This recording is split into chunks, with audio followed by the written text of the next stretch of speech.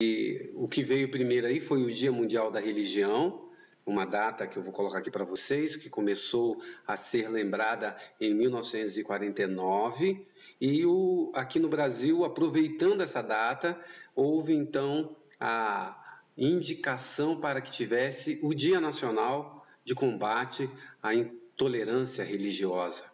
E o que é o Dia Mundial da Religião? Ela foi criada em 49, como eu disse, com a ideia de incentivar a convivência pacífica entre todas as diferentes ideologias religiosas e doutrinais, evitando a intolerância religiosa. A Igreja Adventista tem levantado essa bandeira da liberdade religiosa. Muitas vezes eu, como pastor, recebo pedido dos membros para que escreva uma carta para a escola, para um patrão, para que libere ele do sábado, da sexta-feira à noite. Nós temos aí o exemplo do Enem, que vai acontecer amanhã, meu filho vai fazer, e até pouco tempo o Enem acontecia num sábado e os sabatistas ficavam numa sala separada até que pudesse, depois do pôr do sol, realizar a prova. Vocês lembram bem disso? E depois foi mudado, então, o Enem só para os domingos, como tem acontecido agora. Nós pregamos e levantamos a bandeira da liberdade religiosa. E nós devemos ser um povo que não podemos ser intolerante com as pessoas que pensam e decidiram ter uma religião diferente da nossa crença. E nós vamos estudar aqui agora alguns textos da Bíblia que falam sobre como deveria ser o comportamento do cristão e como deveria ser levada a mensagem sem essa questão de sermos intolerantes com outras pessoas que têm fé diferente, doutrinas diferentes da nossa. Veja comigo esse texto que fala sobre as questões religiosas, muitas das vezes, tem trazido ou tem sido motivo das piores guerras e conflitos que a humanidade já presenciou. Em nome da religião, tem se matado pessoas. Vocês lembram das cruzadas na Idade Média, o que aconteceu? Então nós precisamos lembrar que não é através da morte das pessoas que nós vamos convencê-la a ter a fé que nós professamos e cremos ser a verdade. Isso me faz lembrar que quando a gente vê uma cena como essa, muitas das vezes o que vem à nossa mente é um movimento ecumênico ou talvez pessoas que estão longe da verdade, e a gente pode até mesmo falar mal de outras religiões, e isto não é o que a Bíblia ensina. Como a gente deve se portar diante dessas questões que são tão importantes, estão aí na pauta, na agenda da nossa sociedade onde nós vivemos, aqui no Brasil e fora do Brasil? A palavra tolerância ou intolerância tem sido repetida muitas vezes. Bom, eu queria que você pensasse neste relato bíblico que está em Lucas no capítulo 9, verso 49, um trecho pequeno ali. Os evangelhos contam essa história e me chama muita atenção. Numa das Bíblias que eu estava pesquisando, você sabe que na Bíblia sempre vem um subtítulo em cima de cada parte, e numa das versões que eu estava estudando e preparando, veio esse título aqui, ó: Jesus não aprova o sectarismo. Sectarismo não é uma palavra usada muito no nosso dia a dia. E eu fiquei curioso e fui dar uma olhada no dicionário, o que significa a palavra sectário. Olha só, sectarismo é intolerância, comportamento de quem é intolerante, estado de quem expressa intolerância, próprio de uma seita, religião e doutrina. Sinônimos da palavra sectarismo: proselitismo, partidarismo, faccionismo ou facciosismo, e os antônimos seria tolerância e transigência. Então vejam, nós precisamos entender que nesse trecho que nós vamos ler, não é à toa que as pessoas que organizaram a Bíblia colocou: Jesus não aprova o sectarismo. Em outras palavras, Jesus não aprova a intolerância. E aí veio essa pequena história dentro de um contexto ali nos evangelhos de Lucas capítulo 9, verso 49, e eu quero ler com vocês então o trecho da Bíblia que diz assim, olha: e João lhe respondeu dizendo, aqui eu coloquei Lucas porque também é repetido nos evangelhos, mas aqui eu separei o trecho então dessa mesma história, que está em Lucas 9:49, aqui em Marcos 9:38, tá? Então vamos ler aqui. E João lhe respondeu dizendo, Mestre, vimos um que em teu nome expulsava demônios, o qual não nos segue, e nós lhe proibimos porque não nos segue. E aí qual foi a resposta de Jesus sobre isso? Jesus, porém, disse, não lhe proibais, não lhe proibais, porque ninguém há que faça milagre em meu nome e possa falar mal de mim. E no verso 40, olha que texto interessante, a palavra de Jesus diz, porque quem não é contra nós é por nós. Então os discípulos chegaram até Jesus e apresentaram o caso de uma pessoa que estava expulsando demônios em nome dele, Jesus, mas não era do grupo dos discípulos. E eles, como não eram, eu até destaquei aqui, vimos não tenho nem o nome da pessoa, que estava pregando em teu nome, expulsava demônios, mas ele não nos segue. Proibimos porque ele não é do nosso grupo. E Jesus respondeu de uma maneira ampla. O discipulado de Jesus vai além daquele pensamento que os discípulos tinham. Os discípulos achavam que só faziam parte do grupo de Jesus, só podiam expulsar demônios em nome de Jesus aqueles que fossem do grupo deles. E Jesus não proíba. E ainda diz, porque se eles não são contra nós, é por nós. Sabe, eu achei alguns outros textos na Bíblia, esse, por exemplo, de Filipenses 1,15, diz, é verdade, contudo que alguns proclamam a Cristo por inveja, rivalidade, porém outros o fazem com boas intenções. E ainda na sequência, no verso 18, o apóstolo Paulo, ele diz assim, todavia que importa, uma vez que Cristo de qualquer modo está sendo pregado, quer por pretexto, quer por verdade, também com isto me regozijo. Sim, sempre me regozijarei.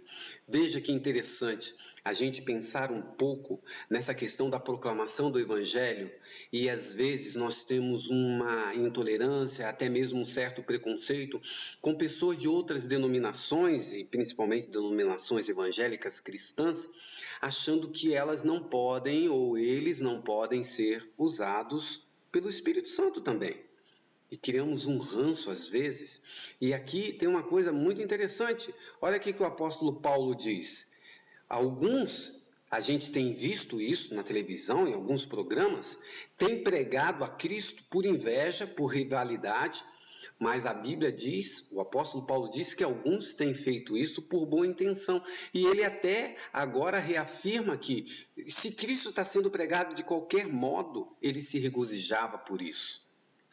Interessante a gente ir na história de Pedro, e eu quero relatar ela para vocês, porque ela me remete justamente esse fato que algumas vezes acontece, antes nós vamos ler aqui o texto de Mateus, porque muitas das vezes me vem à mente que a gente imagina o texto de Mateus 7, 22, 23, que é muito conhecido, porque Jesus disse que muitas pessoas em nome dele têm profetizado, têm expulsado demônios e têm realizado os milagres. E quando ele voltar, essas pessoas vão diante dele, argumentando que são seguidores dele, são discípulos deles, porque fizeram isso em nome dele. E nessa ocasião, Jesus vai dizer, apartai-vos de mim, porque vocês praticaram mal e eu não conheço vocês. E parece que quando a gente coloca, então, essa perspectiva de que as pessoas, dizendo o nome de Cristo, estão desonrando o nome dele, nós precisamos lembrar que somente Jesus Cristo, lá no final, quando ele voltar, é que vai determinar quem são as pessoas que praticaram o mal usando o nome dele. Nós não sabemos quem são. Poderá acontecer que até mesmo um pastor adventista que se diz professo cristão, que conhece a verdade, poderá estar nesse grupo que profetizou, que falou em nome de Cristo, até expulsou demônios, e Jesus pode dizer para ele: apartai-vos de mim, vós que praticais a iniquidade. O coração, as intenções de cada um, só Jesus Cristo conhece. E eu me lembro da história agora, que está aqui em Zacarias, que diz que a pregação do Evangelho acontece não de uma maneira violenta, porque tem gente que quando vai pregar a palavra de Deus, quase que dá uma surra de Bíblia, já ouviu essa expressão? No outro, que transforma o outro cristão num adversário e, na verdade, o trata com desrespeito e com intolerância. E aí me veio à mente esse texto quando Zorobabel ouviu do profeta Zacarias a palavra do Senhor, que disse que não era nem por força nem por violência, mas era pelo Espírito do Senhor dos Exércitos. E é isso que a gente precisa entender, que a palavra de Deus será pregada não de uma maneira truculenta, de uma maneira desrespeitosa. Veja, em Mateus capítulo 26, é relatado a história de um homem, eu quero trazer a vocês, que dizia que faria qualquer coisa, entregaria sua própria vida a favor do Evangelho e de Jesus Cristo. Leiamos. Então Jesus estava se aproximando do dia da sua morte, aqui foi na ocasião da Santa Ceia, ele virou para os discípulos e disse: vocês vão se escandalizar de mim. Pedro, ele responde para Jesus: Senhor, ainda que todos se escandalizem, eu nunca me escandalizarei. Jesus diz para Pedro: Pedro, antes que o galo cante, nesta madrugada você vai me negar 3 vezes. E Pedro não acreditou na palavra de Jesus e olha o que ele diz: ainda que seja preciso morrer contigo, eu nunca te negarei. E os discípulos que estavam ali na Santa Ceia, quando ouviram esse diálogo, viraram e confirmaram: nós também, Senhor. Se precisar, nós morreremos por ti. Logo em seguida, eles saem ali da Santa Ceia, vão em direção ao jardim do sofrimento, do Getsemane, onde Jesus orava. Eles dormiram, não acompanharam Jesus. Veio a turba, Judas beijou Jesus. E para onde foram os discípulos? Se espalharam e cada um se escondeu. Pedro negou a Cristo.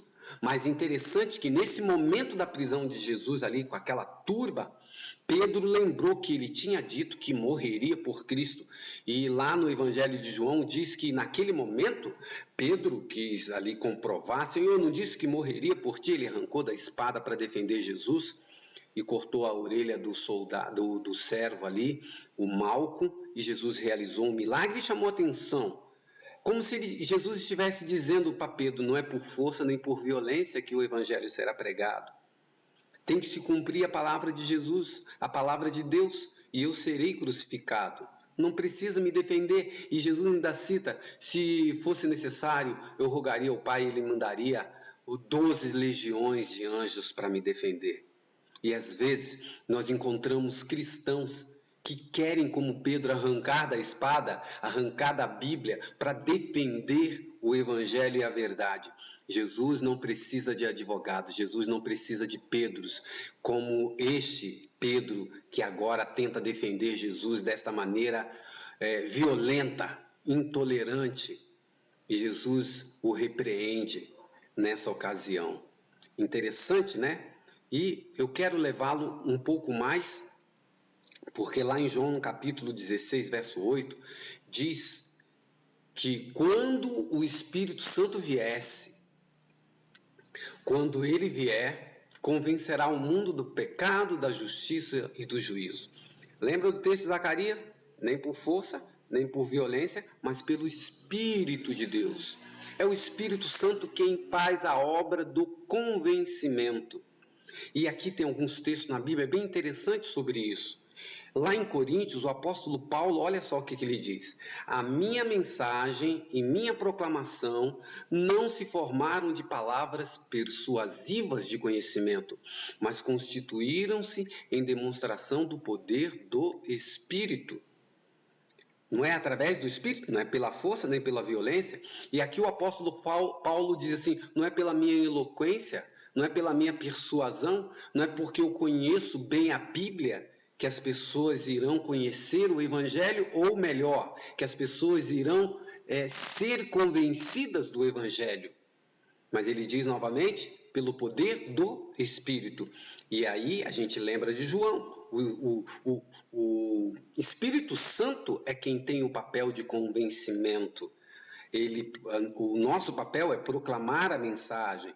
A gente pode ser até eloquente, persuasivo, conhecedor da palavra, mas no final quem faz a obra de conversão é o Espírito Santo. Outro texto que nos faz lembrar isso, Isaías 11, verso 2 a 4, diz assim: o Espírito Santo que dá sabedoria e entendimento, o Espírito Santo traz conselho e poder, o Espírito que proporciona o verdadeiro saber, e é o Espírito que traz o amor e o temor do Senhor. Eu gosto dessa ideia. O Espírito Santo convence através do amor, né? Ele ilumina a mente da pessoa para falar, toca nos lábios do pregador para falar, mas ele entra no coração para transformar.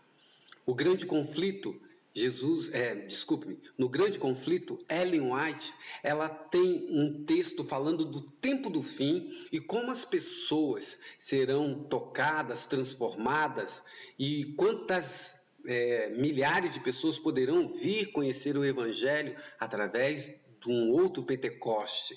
Mas vamos ler os trechos aqui que eu separei. Grande conflito, página 612. A mensagem há de ser levada não tanto por argumentos como pela convicção profunda do Espírito de Deus. Os argumentos foram apresentados, a semente foi semeada e agora brotará e frutificará. Agora os raios de luz penetrarão por toda parte.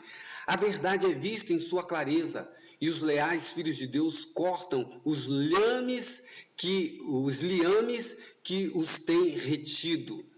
A publicação distribuída pelos missionários, nosso livro missionário, Impacto e Esperança, tem exercido sua influência. Todavia, muitos que ficaram impressionados foram impedidos de compreender completamente a verdade ou de lhe prestar obediência. O que impediu? Laços de família, relações nas suas igrejas onde eles tinham muitos amigos. Agora, tudo isso são impotentes para deter a verdade. A verdade é mais preciosa do que os laços de família, é mais preciosa do que a própria igreja onde ele foi membro durante a vida inteira. Quantas vezes a gente prega o evangelho para uma pessoa, eu mesmo já dei estudo para uma pessoa que entendia e aceitava cada passo que a gente dava, mas ela disse no final: mas eu tenho muitos amigos aqui nessa igreja, eu não vou trocar de religião. E essas pessoas que conheceram o Evangelho hoje, porque aqui está falando do tempo do fim, lá quando acontecer a grande colheita, essas pessoas que hoje a gente prega e ainda não tomaram uma decisão ao lado da nossa verdade, ao lado da verdade que a gente prega, nesse momento final da história, eles mudarão de ideia. Apesar das forças arregimentadas contra a verdade, grande número se coloca ao lado do Senhor. Eventos finais, milhares se converterão à verdade num dia, os quais, na hora 1/10, verão e reconhecerão a verdade e as atuações do Espírito Santo. Às vezes a gente prega hoje e acha que não vai frutificar. No momento certo, o Espírito Santo fará sua obra de convencimento e milhares que hoje ouvem e não dão atenção ou não se decidem porque por laços de família, por questões de igreja, muitas outras questões, mas a verdade está ali na mente dele, ele vai tomar essa decisão nesse momento crucial da história do mundo. Mais uma coisa que eu queria que vocês pensassem. O Pedro, que achava que a pregação do Evangelho deveria ser de uma forma violenta, ele era o filho do trovão. Lá no final, Jesus morre, é crucificado, ressuscita. Depois de 40 dias, ele aparece aos discípulos. E na cena lá, que ele está no lago e fez um alimento para os discípulos, logo em seguida ele chama Pedro. E como Pedro negou a Jesus 3 vezes, Jesus pergunta a Pedro 3 vezes se ele o amava. E é interessante que ao final de cada afirmativa, vamos ler o texto, Jesus dizia: cuide dos meus cordeiros. Veja o primeiro. Depois de comerem, Jesus perguntou a Simão Pedro, João capítulo 21, verso 15: Simão, filho de João, você me ama realmente mais do que esses? Disse ele: sim, Senhor, tu sabes que te amo. Disse Jesus: cuide dos meus cordeirinhos. E aí, segunda vez: Simão, filho de João, você realmente me ama? Ele respondeu: sim, Senhor, tu sabes que te amo. Jesus disse o quê? Pastorei minhas ovelhas. E finalmente, pela terceira vez: Simão, filho de João, você me ama? Pedro ficou magoado, chateado por Jesus ter perguntado pela terceira vez: você me ama? E Pedro então disse: Senhor, tu sabes todas as coisas e sabes que te amo. Disse-lhe Jesus: então cuide de minhas ovelhas. Veja, você me ama? Cuida dos meus cordeiros. Você me ama? Pastoreie as minhas ovelhas. Você me ama? Cuide das minhas ovelhas. Meus queridos irmãos, mais do que persuadir as pessoas através do estudo da palavra, que deve ser feito, há tempo para tudo debaixo do céu, não é assim que diz? Tempo para pregar e tempo para ficar calado e pregar com a nossa vida, e tempo de pregar e falar. Tempo de falar e tempo de calar. E aqui está, irmãos, nós devemos entender que essa questão da intolerância religiosa passa por essa vertente maior da forma pela qual Deus quer tocar na vida de uma pessoa. Pedro disse que morreria, que defenderia o Evangelho, defenderia a verdade, defenderia Jesus Cristo com a espada na mão. Jesus disse: não é desta forma.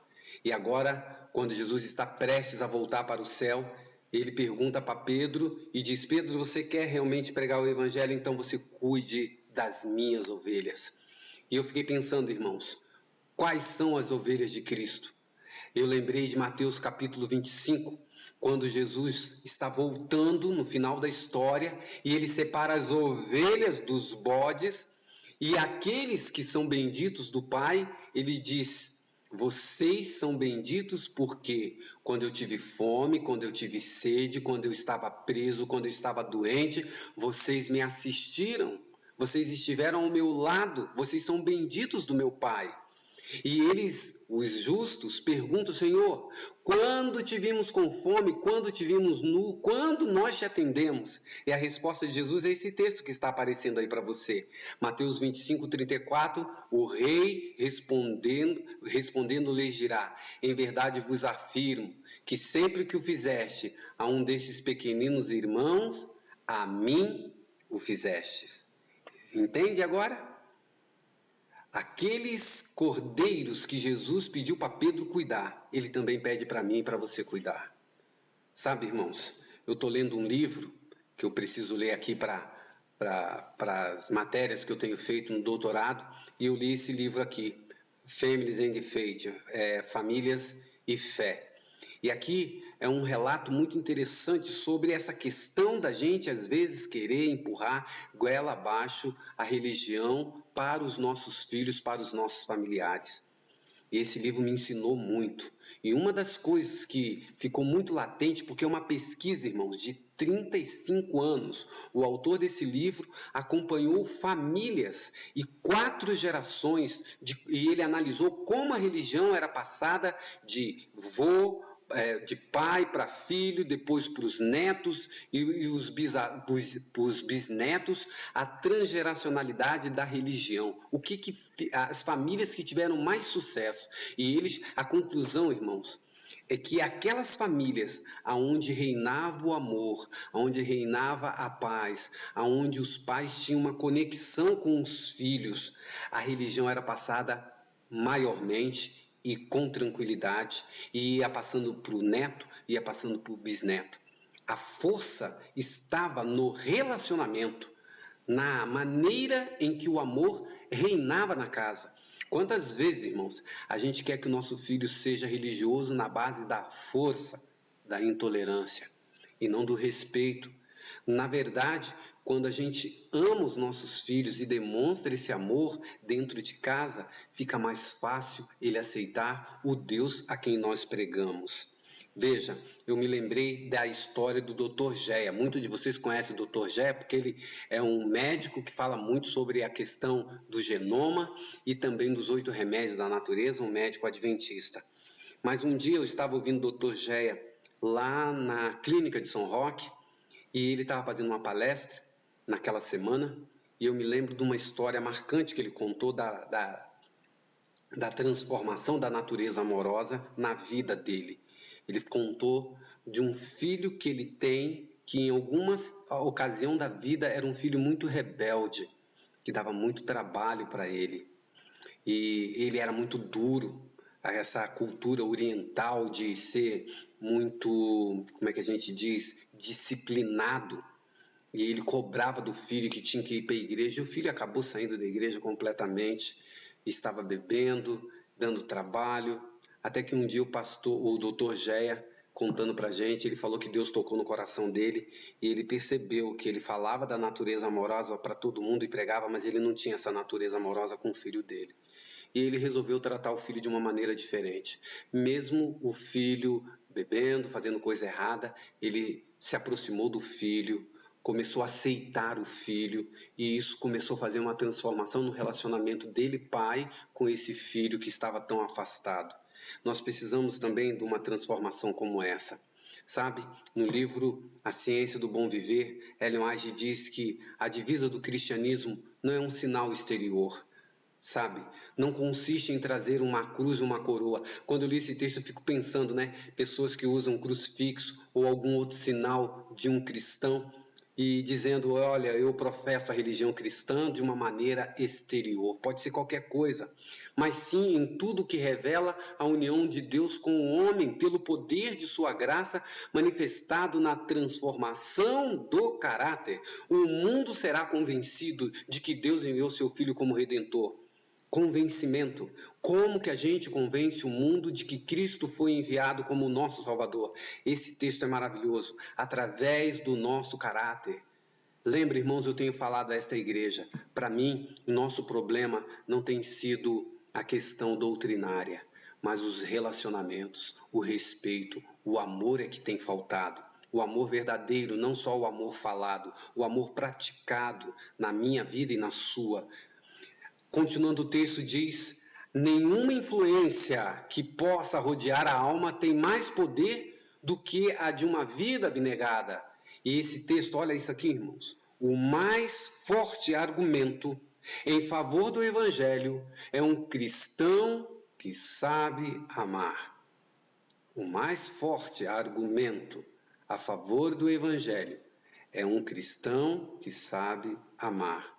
E eu fico pensando, quantas vezes a gente fica criando argumentos, achando que ali está o poder, numa doutrina, e tudo isso tem que ser falado. Mas o mais forte argumento é a nossa vida, é o nosso amor para com o nosso semelhante.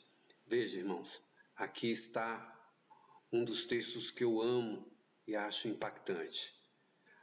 Romanos capítulo 2, verso 4, é um texto maravilhoso, porque ele fala de tolerância e como Deus age conosco e com os outros que são filhos deles, que a gente chama de ímpio. A arma da persuasão de Deus é esse texto aqui, veja. Ou porventura desprezas a imensa riqueza da bondade, olha a palavra aí, tolerância e paciência, não percebendo que é a própria misericórdia de Deus que te conduz ao arrependimento. Nós queremos que as pessoas se arrependam dos seus pecados e se voltem para Jesus Cristo. E aqui em Romanos, o apóstolo Paulo, ele diz que a arma que Deus usa mais eficaz para trazer alguém para próximo dele, para estar aos pés dele, para o arrependimento, é a sua tolerância, é a sua bondade, é a sua paciência. Lembra que o apóstolo Paulo disse que o amor de Cristo nos constrange? Esse constrangimento é aquela situação quando você peca e você fica com vergonha, você se arrepende porque você está ferindo o coração de Deus. A bondade de Deus é tão grande que a gente fica envergonhado de fazer coisas tão ruins como nós fazemos. Então, a estratégia de Deus para trazer as pessoas para próximo dele não é sendo intolerante com essas pessoas, mas sendo tolerante, bondoso e paciente. E no momento exato da história, aqueles que hoje têm rejeitado ou têm pregado, quem sabe, até doutrinas um pouco diferentes da nossa, Deus vai trabalhar com essas pessoas também. Então, precisamos respeitá-las. Desta forma, eu termino então esta nossa pregação, esse nosso diálogo. E eu quero fazer um apelo para você.